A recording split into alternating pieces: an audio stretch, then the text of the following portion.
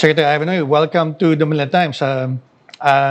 You're very hardworking. The first working day of 2024, and you're here. Thank you, Clint. But I'm not surprised, Secretary. You have a lot of projects that you started. Maybe we can start with an update on where DICT is, um, what's been progressing, and then maybe what's your outlook for 2024 for this year. Well, that's a lot. Yeah. That's a lot. Maybe just the maybe the highlights. Yes. Well, for since we started our since the start of the administration, uh, there were four major areas that we've been concentrating on in the DICT. One is to increase connectivity. Mm. These are internet connectivity all across the country, prioritizing the geographically isolated and disadvantaged areas, considering the nature of our archipelago and all the islands there. So that's one. Second is to improve government service through better utilization of the various technologies. So we launched our eGov Yes, app. the mobile app. Yeah. Yes, which we were able to do in less than 1 year, which I think is a feat by itself, because of getting all the government agencies to work together and cooperate Yeah. in sharing information um, is quite challenging. The third area has been to help our industries, our ICT industries, in becoming more competitive Mm-hmm. and be able to access the global market. So we've been doing several interventions to help the BPM industry, the IT BPM industry, to become more competitive. But at the same time, we've also launched several programs to encourage the startup Mm-hmm. sector. We did our uh,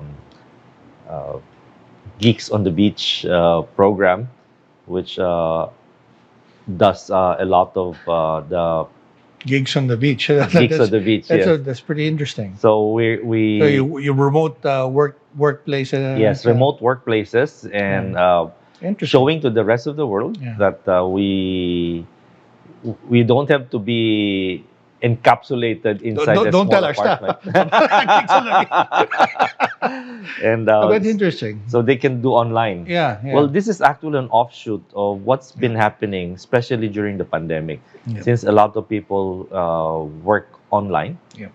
And we saw an opportunity that to showcase our beautiful islands and our beautiful beaches, our beautiful tourist areas. So there were a lot of foreigners who traveled and they realized that, hey, there's good connectivity and they Yeah. can actually do work. Of course, not all work can be done Sure.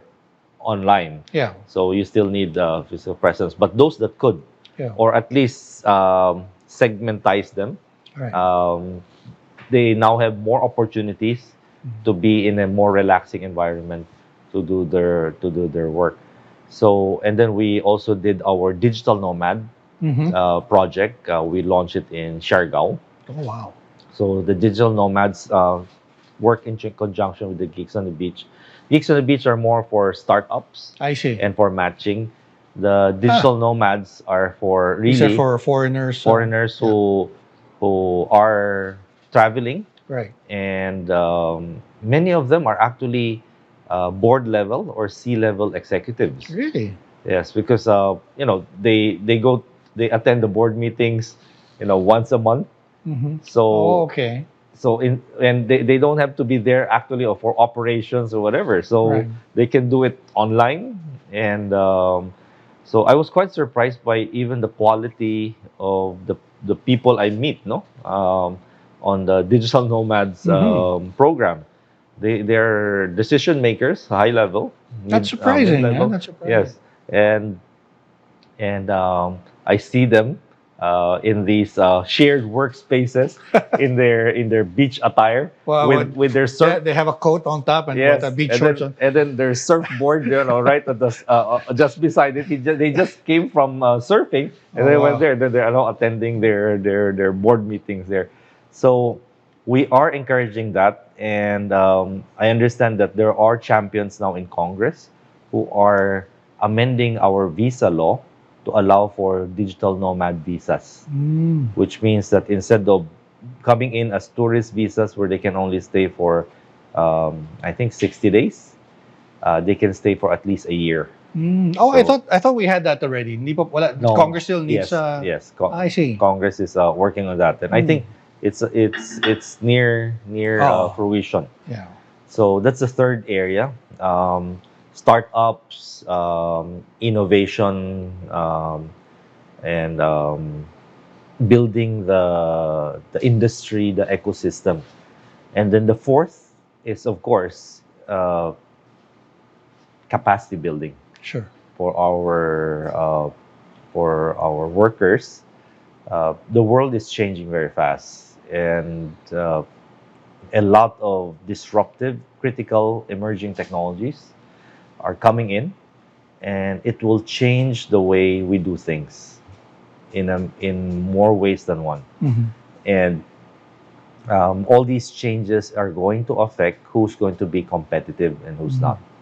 And we anticipate that, and we are working proactively in building up the necessary skill sets Mhm.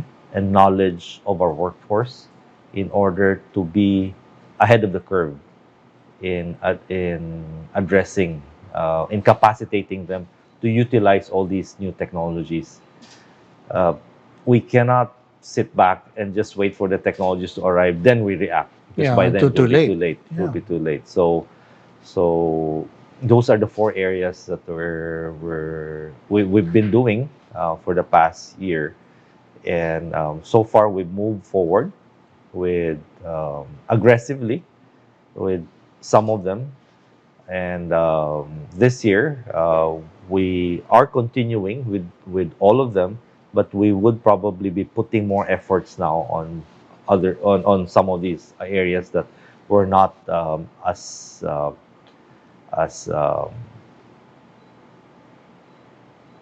progressive Mhm. as we were able to do the last year. Mhm. So you mentioned the eGov app. That's interesting because one of the things that President Marcos wanted was an e-government, right? And I think this is one of the things that you're talking about. Um, Primarily, what I'm interested in is maybe the business registration. How have LGUs been reacting to it? Have they been cooperative, or has it been? I mean, are there standout LGUs that maybe we should maybe keep an eye on? If you're looking for a place to invest, these are the ones that maybe we can start looking. I'm sure Quezon City would top the list, but maybe outside of Quezon City, what are the Well, other places that are working more closely with the ICT? the major cities are, what we're identifying is that for instance, we develop an ELGU app Okay, that is integrated into the the eGov eGov, yeah, app.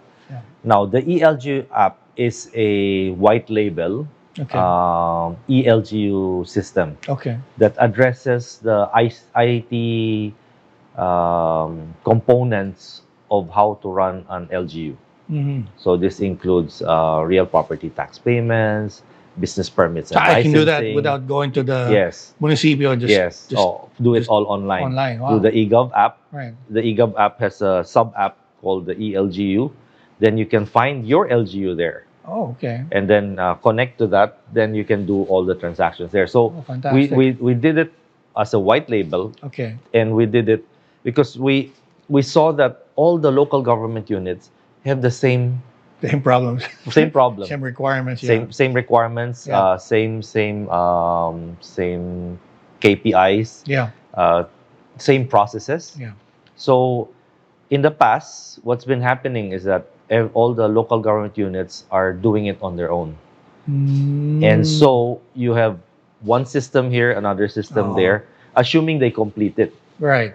Uh, what has happened in the past is because our local government officials has a term of 3 years. Ah, okay. So Sa when they sit continuity. when they sit, the first year is getting to know how everything runs. Right. Orientation and then planning. Right. Then on the second year, they start doing the bidding Mhm. for whether it's an IT system for business permits, licensing for Right. of a second year. Then once they are finished with the bidding, they start doing the systems development, the programming, Right. Right. right? So sometimes it takes more than a year. And by the time that they haven't finished yet, they haven't turned over the system, a new mayor gets elected. And then there are The new sets of opposing mayor, the opposing party. and new So sets the of whole system priorities. gets Yeah. scrapped and then they start all over again. So you've seen a lot of local government units where the mayor keeps on changing. Mm. Then you always have half done systems Yeah. that are not implemented, Yeah. but the local government is broke Right. because they just keep on paying providers Right. that does not deliver the system because it's now half done and So- it's rejected by the So does next the admin. eGov app replace that and put Yes. it under one roof? Is Yes. that So the eGov app, we've identified all of those. So we've done the studies. We've Yeah. sat down with all the LGUs, find out what are the pain points, right? then come up with those systems. Then we give it for free. We tell the LGUs, Oh, they don't pay for anything. no, Okay. no, they don't Okay. have to. We give Okay. it for free, and we tell them you can use this. It's implementable anytime. Right. It's cloud based. Right. And we take care of updating it, just like Microsoft or Yeah, like yeah. Facebook. So we take care of updating the app so that all the latest security features are there. But the good thing there, it's white label, meaning it's not the ICT branded. Right. We allow the mayor now To put to their put their front page Yeah. there, so that when So- when they're facing their constituents, Yeah. it's the It's them, yeah. it's their project. It's how they are enabling the local government to be able to deliver their services better. But are they able to do business registration on that, or is that still Yeah. an advanced? We're integrating all of those all of so those. slowly. Wow. Okay. Now, so what's been happening is that the local governments that are not as wealthy Right. are the ones that are most interested in using Okay. our app. So Because it's free. yes, the bigger cities, mostly Oh. the bigger cities that can afford. They have their own. They have their own because they've done it already. I see. So they've done it, especially in Metro Manila, Quezon City, Valenzuela, Makati, Makati. yeah. So they've done their own, and they've done it well. Okay. They've done it well. So we don't have to intervene in doing it. So we're concentrating. I mean, there are more than 1,500 local government units out there. So far, I think we have about 300 to 400 that's already Still a ways to go pala na. No? yes. Wow. Yeah, we don't have as many personnel Yeah. that that would be able to handhold them Right. in order to get them into the system. Yeah, but the system's there. All they have to do now is yes. talk to you So and then we sign train in. them. Yeah. We train their people, and then they sign up. Then so wala na silang headache. No, they don't even have to pay for software updates. Ang They galing. don't have to pay for all of those because everything is done by the ICT. And I think besides the convenience to people, I think the other intent of digitalizing that was to address good governance also, right? I Yes. mean, is that something Definitely. that you're working on as well? Right, because with that app now, when you do we're working on the payment system, Right. but then in the past you have to bring cash, Right. and then you pay Right. at the desk Right. in the municipio. Yeah. Then To a fixer. then the cashier Yeah. decides, okay, this amount gets deposited to this account, Yeah. this amount to that account, then this amount to that account. Yeah.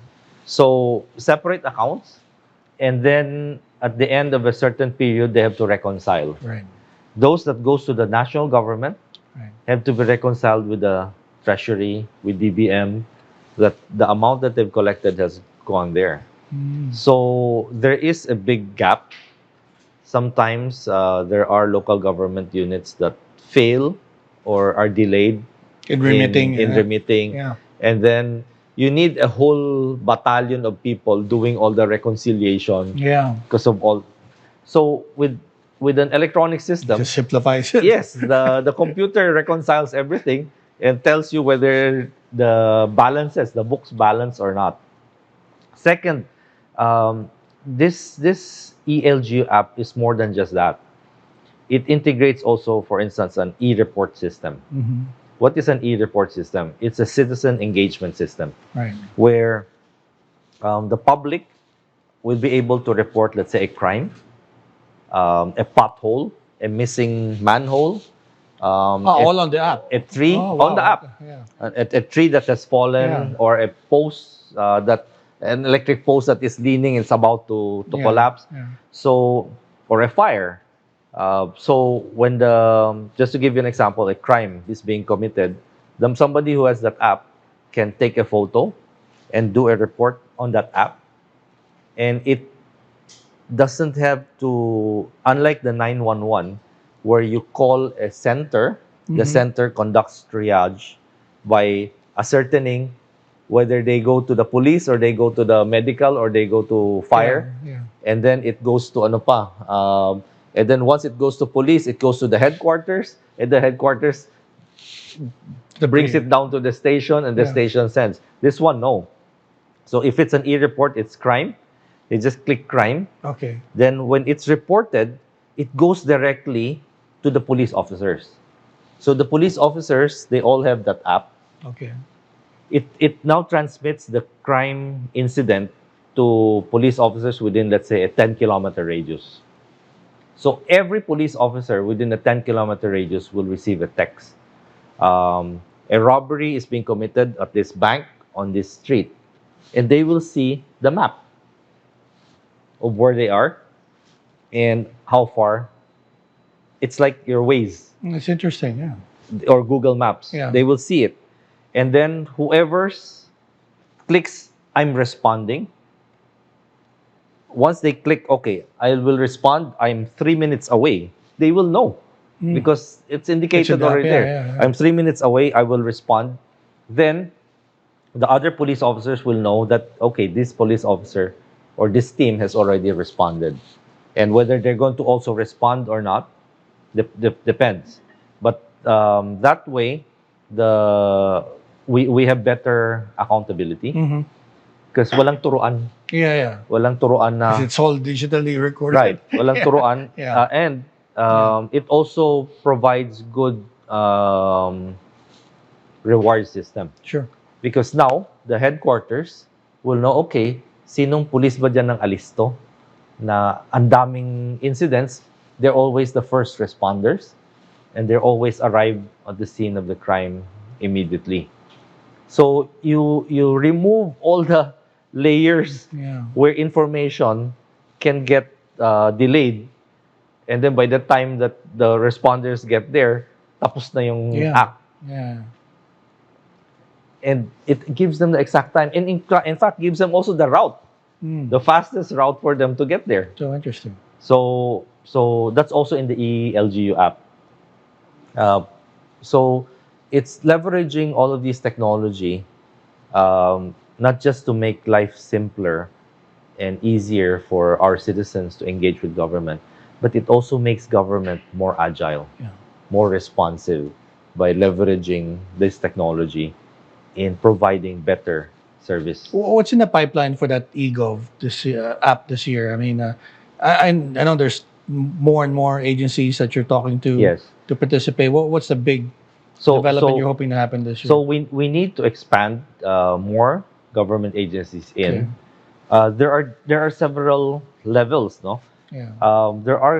There are many government agencies that have actually very poor ICT infrastructure, and so they don't even have their database to begin with. So those will be quite challenging to put them in the app because they have nothing to contribute to the app. They need to build up their own system. their own system first. Yeah. Build up their database, build up the content, and then link up.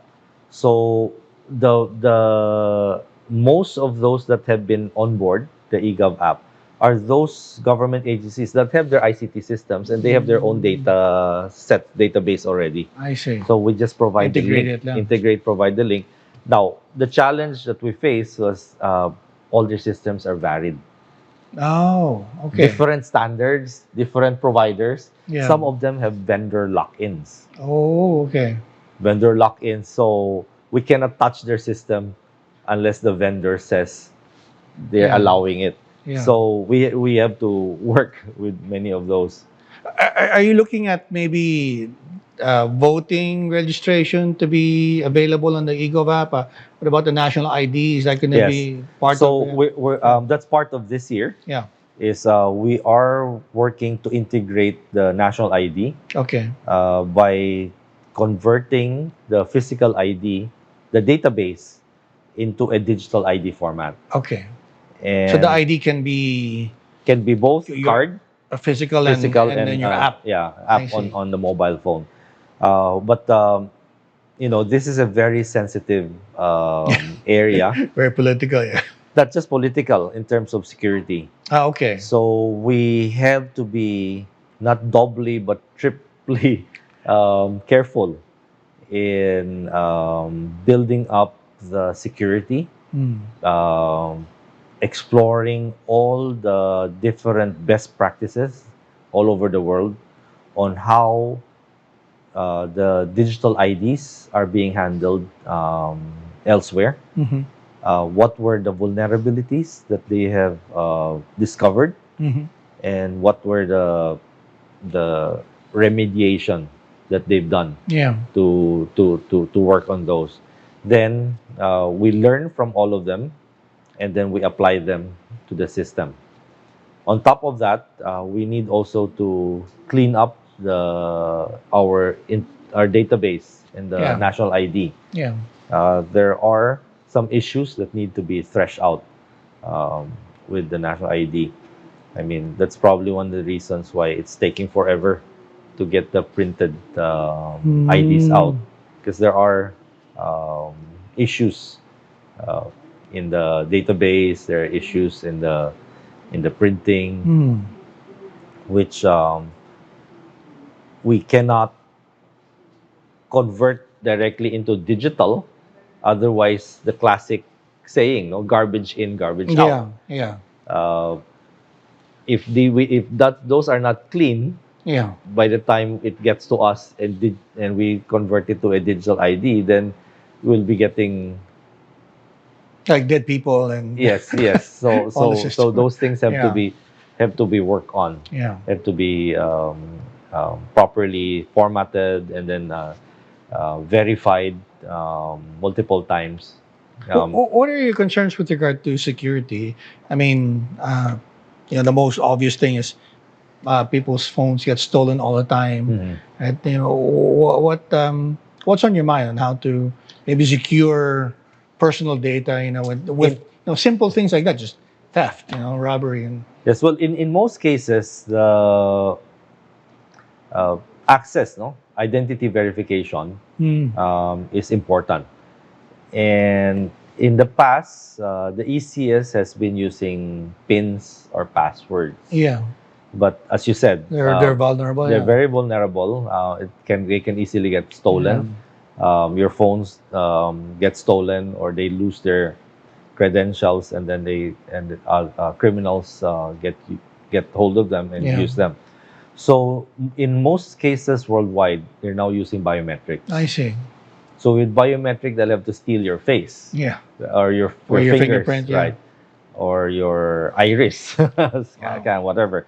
So, so I think that is the trend in most countries. And once you move into that direction, then even if they steal your phone without a physical verification of your Yeah. facial biometrics or your Yeah. fingerprint, they won't be able to access, or they won't be able to use your stolen devices. Wow.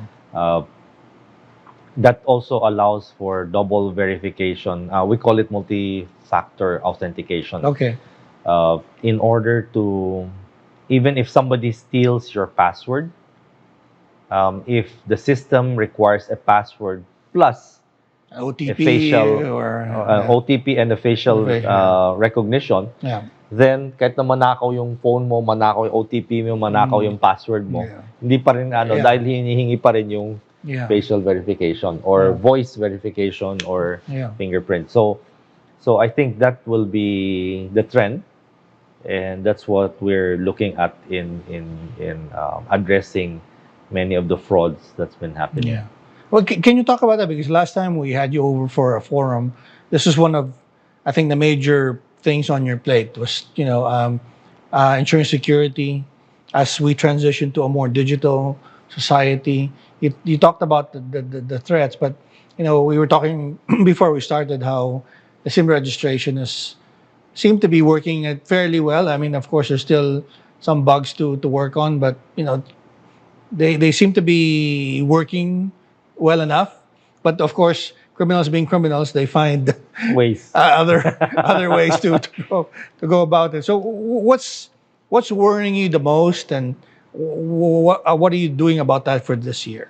Well, just to give you a background there, so the first law that the president signed was a SIM card registration law Right. during the current administration. And we faced a lot of challenges, but that was a very good law and it was very effective. So, as has been reported by the telcos, there has been like Like 80 plus 85% or something like that. 85% drop Yeah, drop in text scams. scams. Yeah. In tech scams, Yeah. and that's significant. Yeah. That's significant. So we've cut off basically a an avenue where they commit a lot of the scams.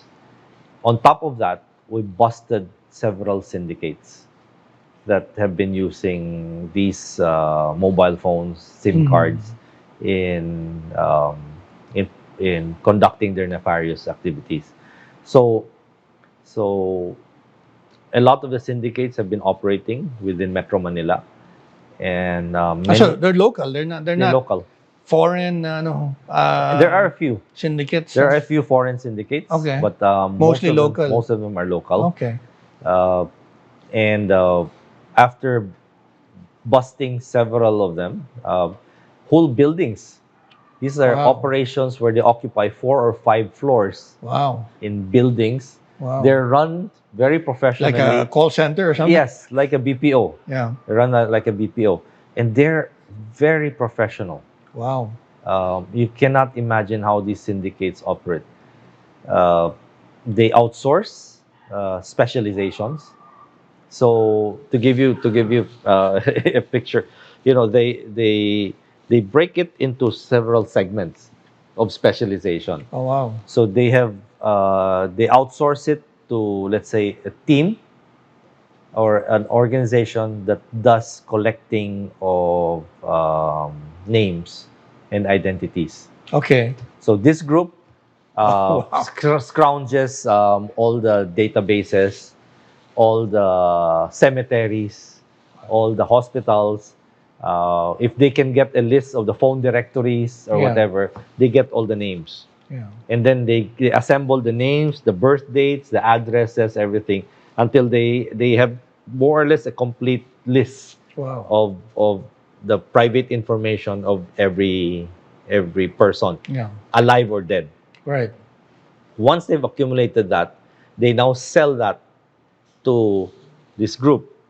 Wow. That now this group, another group, specializes in generating the identity papers.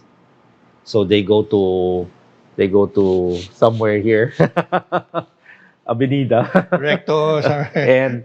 and they manufacture Birth certificate.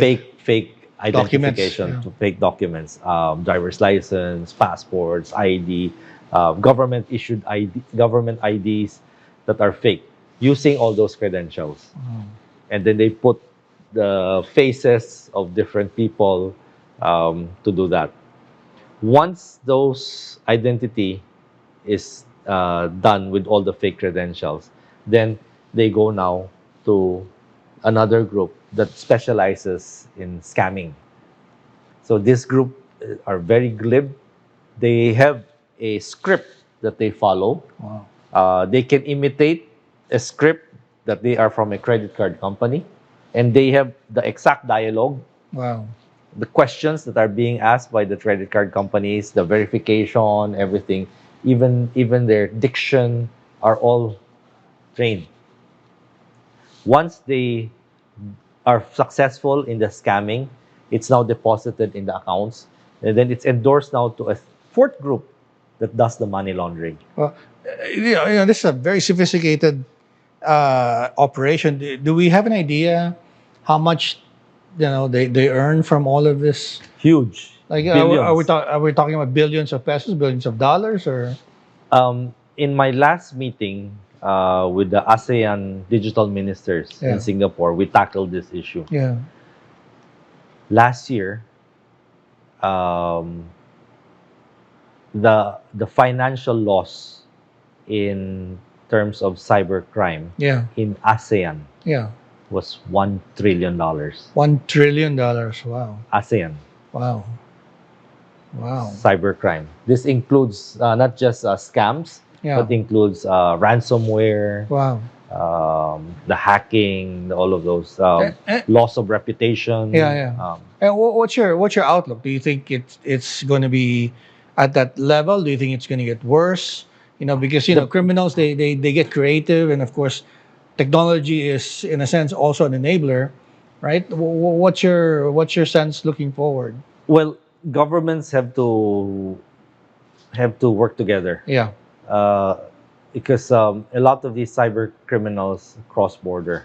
Right. They do cross border transactions, money laundering, Right. and so that's what the ICT ministers have been sitting down and Yeah. working on. How do we go after them as a group that can be more effective and can ensure that they are held accountable? So we actually expect it to further increase. Okay. It's going to get worse. All Yes, because the cyber criminals have found it very lucrative, right. Yeah. and they're investing more funds Incredible. into the operations. Wow. Because it's rewarding It's for very them, rewarding. Yeah. rewarding for them, and they're taking advantage because a lot of governments Yeah. are reactive. Can we educate people a bit? I mean, who's the most vulnerable here? Are we talking about individuals? Are we talking about businesses, or are we talking about everyone? And then what can we tell them? I mean, Different levels. Okay. Different levels. Okay. In most cases, the scams Okay. work on the elderly and Okay. young Okay. people. They're the more gullible, Yeah. and they operate on basic weaknesses, no human Yeah. weaknesses. Yeah. They exploit hope. Yeah. They exploit greed. Yeah. Uh, they dangle Yeah. that you're gonna earn Yeah. an unrealistic amount of money Yeah. for a very small investment. Yeah. They bait you, Yeah. and people who are greedy are often victimized because they want Yeah. to get more. Yeah. And so the advice really is, if it's too good to be true, it is, Okay. and don't fall for it. But the ransomware criminal organizations, they hit the large. This is the wholesale. Yes, they hit the large companies, Yeah. because these are the ones where they steal or they penetrate your computer system, Yeah. and then they lock up your computer system with encryption. Once it's locked up, then you cannot access, Yeah. and then they demand for a very high amount as Yeah. ransom before they release it. And in most cases, what we've seen is that if those companies pay, it's temporary. Then they get attacked again. They Yeah. get attacked again because now these criminal organizations know that these guys pay. Right. So, what is so you encourage them to attack. what is the solution? Should they go to DICT and say, "Hey, take over our system," or Well, no, we don't take over their system. I mean, yeah. But what we do is we've been providing them with guidelines. Okay. We're providing them with training, Yeah. and we direct them. Yeah. For instance, to companies Yeah. that can do their vulnerability assessment, their Yeah. penetration testing. Yeah. We regularly come up with advisories to update their security patches. Yeah. In most cases, in many cases, these large events happen over long holidays Mm. because They're they not as vigilant. right. But the thing is, even if you have a very robust system, sometimes the weakest link is the employee who shares a password or something like that. Yes, I mean, how do you? the employee who worked from home. Yeah. So in the past, Yeah. without work from home, Yeah. you can only access the company's From work. Yeah. from work. Yeah. So they have the computer terminal that you do it. Yeah. Now, when they because of the pandemic, you work from home, they end up accessing those systems from their home computer, Yeah. and sometimes many of those home computers are shared with their children Right. who are downloading All sorts of all sorts of games, games and videos. and Yeah. Yeah. videos that are They don't know that have malware or backdoor yeah. or whatever Yeah. that's embedded there, and that's how they get in. So what's the easy solution there? Just There's no easy solution. there's no easy It's a solution. bitter pill. Okay. It's an expensive pill. Yeah. We need to update because the criminals are updating. Okay. We need to hire because Okay. the cyber criminals are hiring. Are there any laws or new policies that maybe the government should be looking at, maybe to put more teeth into, or would that even work? I mean, Well, capacity building of law well enforcement? that's where we need to work with the judiciary. I see. There was a cybercrime law Okay. that was passed Yeah. early on, Yeah. and the cybercrime law provided certain teeth Yeah. to law enforcement Yeah. in order to go after these cyber criminals. Yeah. Unfortunately, at that time, the Supreme Court struck down those provisions as being unconstitutional I see. because, well, the Privacy issues. it's a privacy issue, freedom of speech, Yeah. and all of the civil liberties Yeah. that could possibly be affected, Sure. given the nature of cybercrime Yeah. and the nature of the intervention Right. that the law allows law enforcers. Okay. So now the hands are tied. No? Yeah. There are tools that are available worldwide, which many countries, including the most democratic countries around the world, that are using to go after and to address these. But unfortunately, in the Philippines, we are not able Are you to do working so. on a new version of the bill? Is So there are some members of Congress that or and senators Okay. who have seen that and is working with us Okay. on how we can properly reformulate Okay. the law so that it would satisfy the constitutional requirements, but at the same time is not a disabler Right. because the cyber criminals don't care. Yeah. They're going to do what they want to do, Sure. and it's going to be um, anting up, no? Yeah. And so long as we don't keep up, they're going to be quite effective. So I take and it successful. no bill has been filed as yet. They are You're- working. You're working on a draft. Yes. Can we switch a bit because I know you're very busy. What's in the pipeline for the ICT for 2024? What are the big goals that you're looking at for this year? Well, this is a good segue Okay. since we're talking about cybersecurity and crime. Very important. Yeah. Right. So one of the major activities that we are going to push this year is building up our capacity and our talent Okay. in cybersecurity, as well as using all the new tools available out there, AI, Yeah. artificial intelligence, in order to become a better enabler of our human capital, our human resources, and allow them now to use these new technologies in battling cyber criminals, as well as in preventing these criminals from being successful Yeah. in their criminal activities. So we will be working with international organizations, countries as well, in order to build up. First is the the general population should have better cyber awareness, Mm. cyber hygiene practices that can be done by the general public. All right. Then we are going to build up a more specialized group that are all IT professionals already, that we are going to make into cybersecurity professionals. Mm. Now, in worldwide, there's about 2 to 3 million job It's an vacancies opportunity. Yeah. for cybersecurity specialists. Okay. So we have a very good segment of the population that are IT literate, Okay. not just IT literate, but IT proficient, Okay. especially in our BPO sector, right?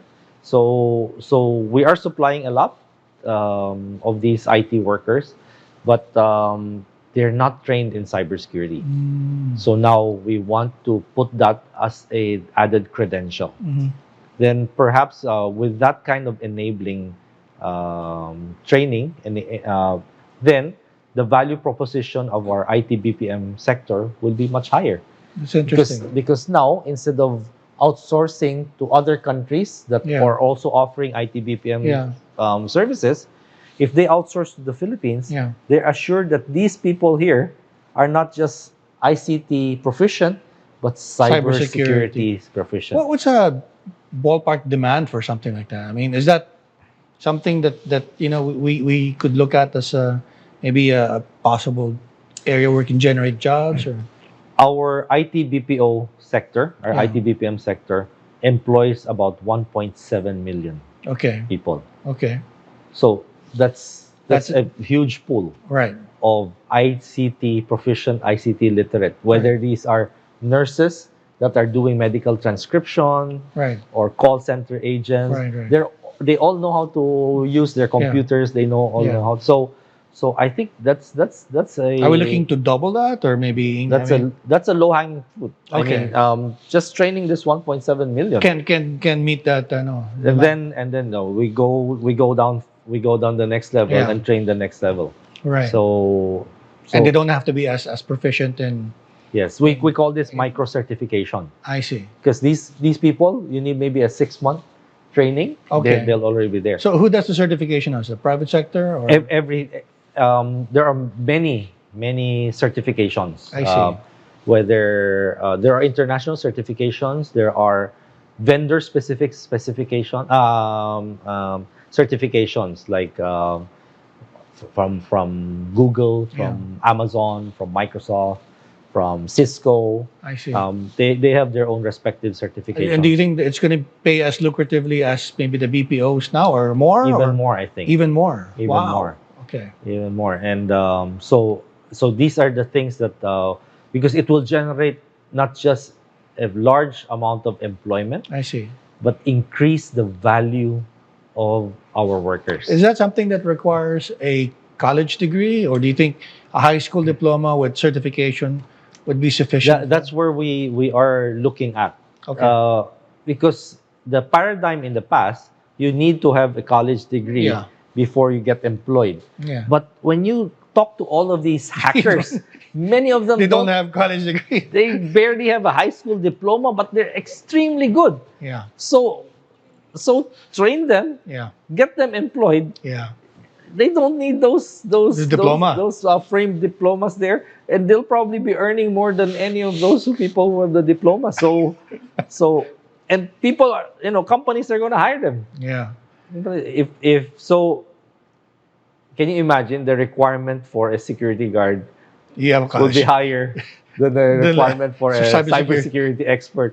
Because You mentioned artificial intelligence. People have been talking about it for the past year, or even longer, right? About the threats. But from your perspective, are you worried? Are you optimistic? It's a double-edged sword. But are you more worried, or are you more excited about the potential of AI? And what would be the most, I suppose, noticeable impact on Philippines Philippine society of AI in this coming year, you think? Well, technology is always a double-edged sword. Yeah. I mean, fire can be used for Yeah. constructive means, but Yeah. it can also be very destructive. Yeah.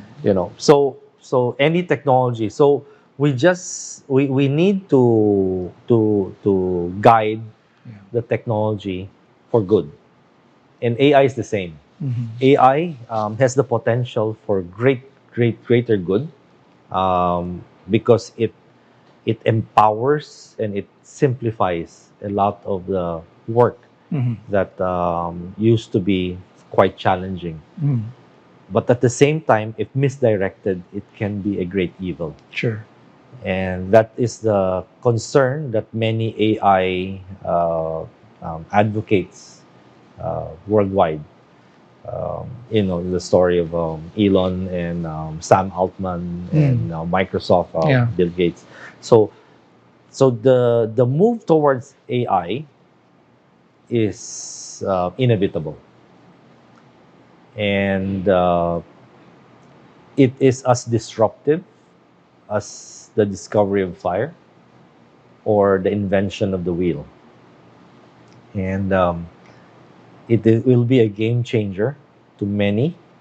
There will be many companies that are conglomerates, industries that will disappear if they cannot anticipate the disruptions that AI is going to bring. And there will be new industries and new jobs and new uh,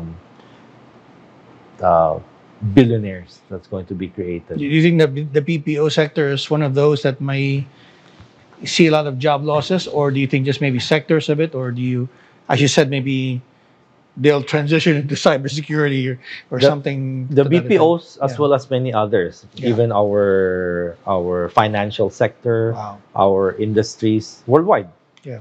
those who do not adopt Yeah. are going to suffer Yeah. and disappear the way Kodak disappeared, Yeah. the way Nokia, Yeah. mobile phones, Xerox.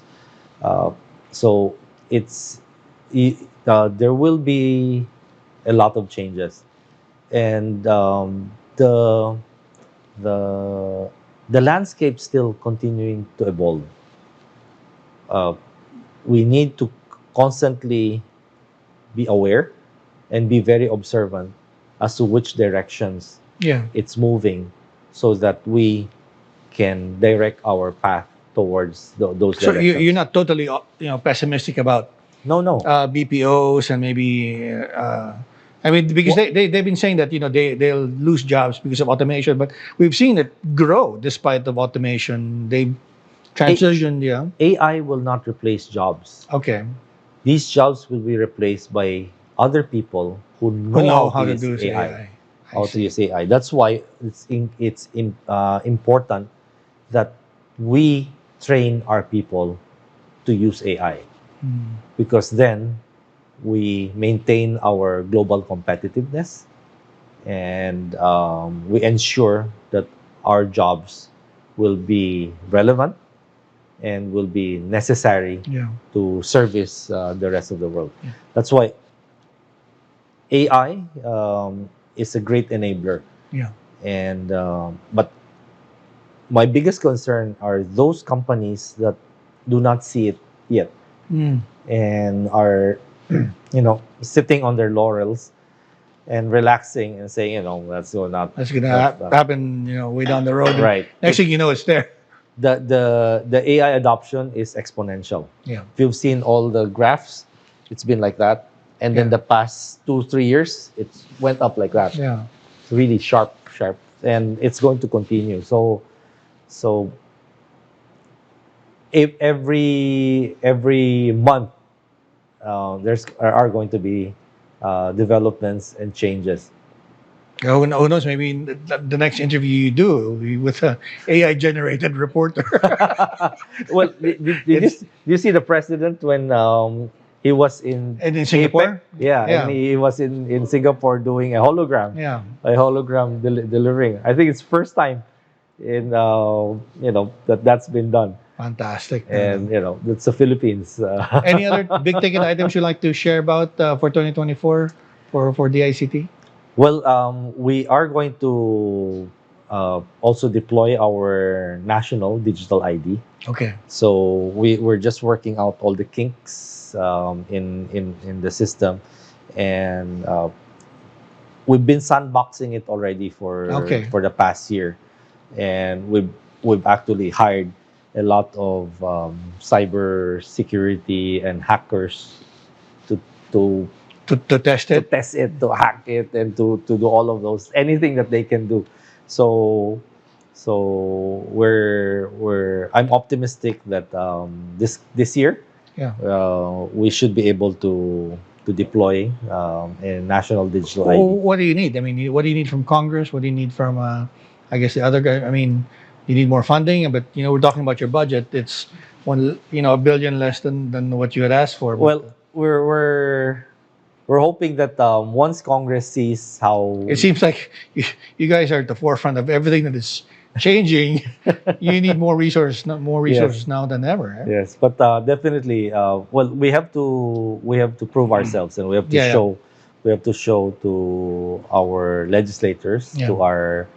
to the people who hold the purse strings, that we can implement projects, that we are able to do a lot of good to for our country, and that these projects can benefit the people, can benefit our global competitiveness. And I think once they're assured that all of these can be done, and they can see that we just need more fuel, more ammunition, then perhaps it should be forthcoming. Well, Secretary, very nice to talk to you, and I wish you luck. You seem like you're going to be very busy this year, Just like and last year. just like last year, and probably the years after that. But if there are new updates, we'd like to have you over again, maybe just to get an update. Maybe we should recommend to Congress to use maybe AI or ChatGPT to draft some of the bills that you need, so it'll be faster. Thank you. Secretary, thank you. Thank you. Very much.